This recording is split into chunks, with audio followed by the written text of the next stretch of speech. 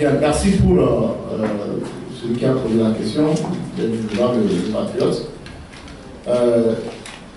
Je vous remercie pour ces questions que vous avez posées relativement à l'intervention du ministre de l'administration territoriale, M. Gilbert Bawara. J'avoue que je voudrais dire que personnellement, moi j'ai demandé un droit de réponse pour intervenir sur la même chaîne.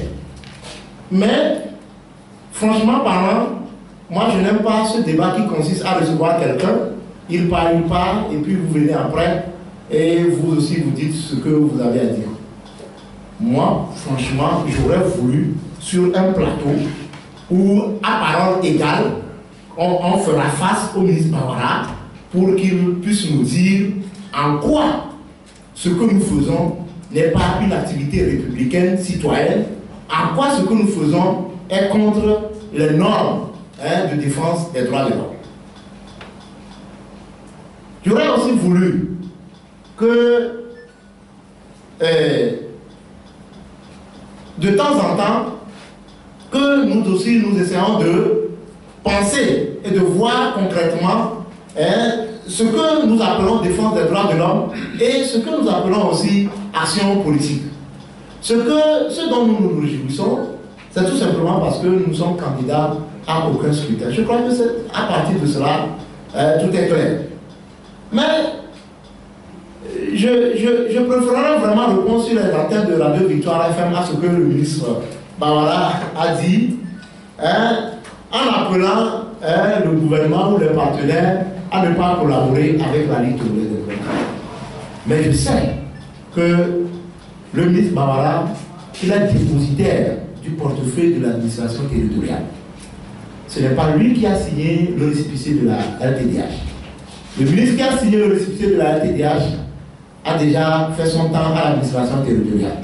Il y a quelqu'un qui est venu. Cette personne aussi est passée.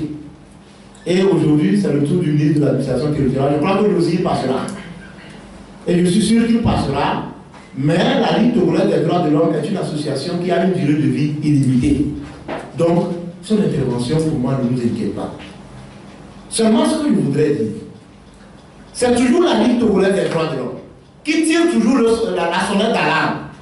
En 2005, c'est la Ligue togolaise des droits de l'homme qui, à travers cette section sur toute l'étendue du territoire, avait produit un rapport faisant état de ce que la situation qui se prévalait au lendemain du scrutin présidentiel de 2005 était délétère et les signaux appelaient à ce qu'au lendemain de ces élections, il y avait une situation qui risque de se dégénérer. Ce rapport a été publié par la Ligue togolaise des droits de l'homme. Ce rapport a été pris en compte par les déclarations de M. François Bokor lorsqu'il a organisé une conférence de presse et a interpellé pour dire qu'il y a des signaux palpables qui conduisent à ce que les lendemains de ces élections ne soient pas bons. Eh bien, on a passé outre le rapport de la Ligue togolaise des droits de l'homme, mais malheureusement, au lendemain de la présidentielle de 2007, la Ligue togolaise des droits de l'homme était obligée de refaire un autre rapport dans lequel, malheureusement, ce qu'il disait à la veille lui donnait raison au lendemain, c'est-à-dire qu'on avait dénombré, malheureusement, au-delà de 811 morts que nous avons détectés au lendemain de la présidentielle de 2005. Je crois que nous sommes dans cette logique aujourd'hui.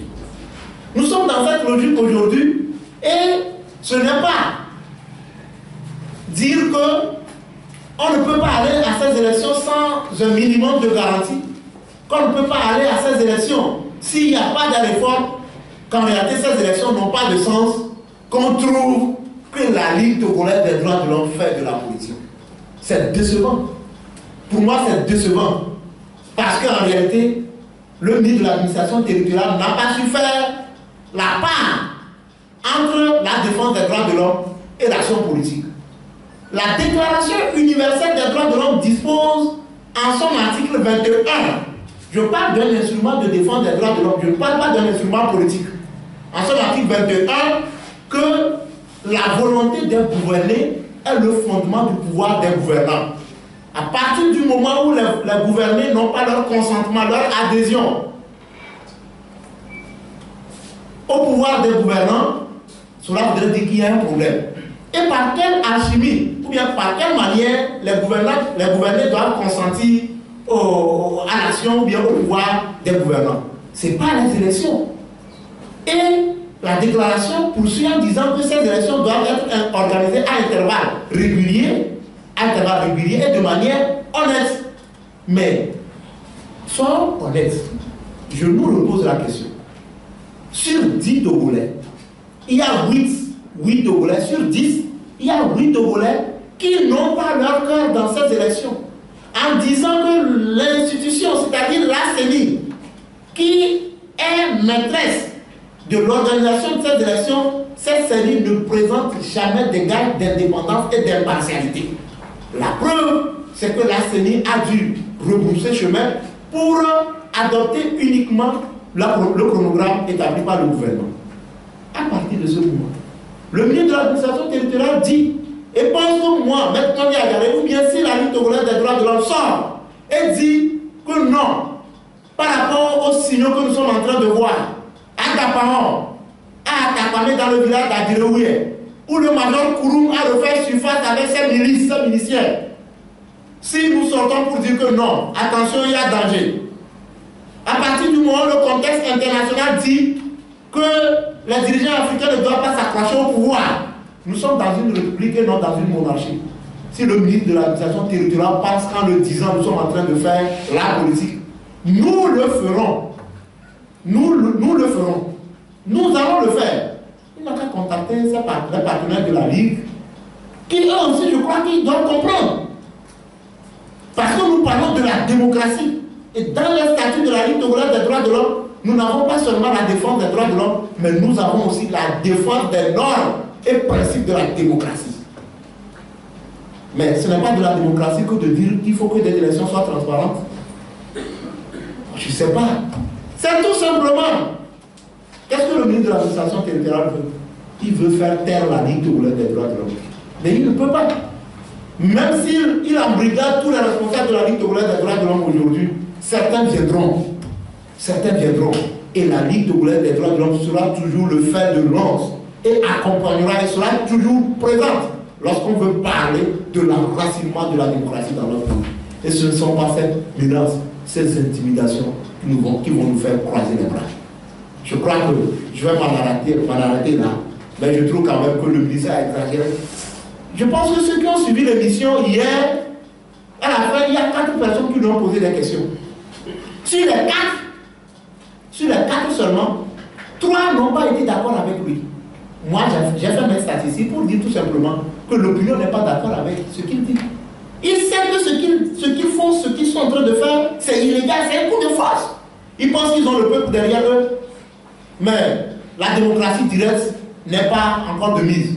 Les gens conjurent qu'on nous donne 10 Togolais courageux et que le ministre de l'administration territoriale se mette devant et que la Ligue togolaise de droits de l'homme se place devant. On verra derrière qui ces 10 Togolais courageux se mettront.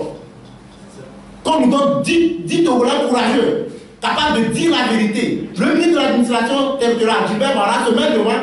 La Ligue togolaise des droits de l'homme aussi se met devant. On demande aux Togolais, aux 10 Togolais, alignez-vous derrière ceux qui défendent les principes de la démocratie. Je verrai combien de Togolais se mettront derrière le ministre de l'administration territoriale.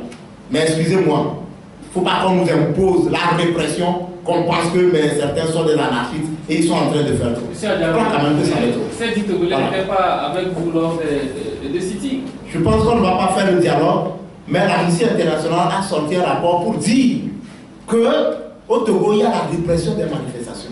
Si vous allez aujourd'hui, on vous réprime. Je crois quand même que vous aurez le courage de rééditer. Mais je dis tout simplement que l'histoire nous acquittera. Nous sommes en train de suivre, de dérouler un tapis de l'histoire. L'histoire va nous acquitter. Et je crois que nous allons nous en remettre là. Nous allons voir dans ce pays qui sont ceux qui sont en train de faire de la démocratie, mais qui sont ceux qui sont en train d'imposer leur volonté aux Togolais par la force. Nous allons voir. C'est tout ce que moi je vais dire. Voilà.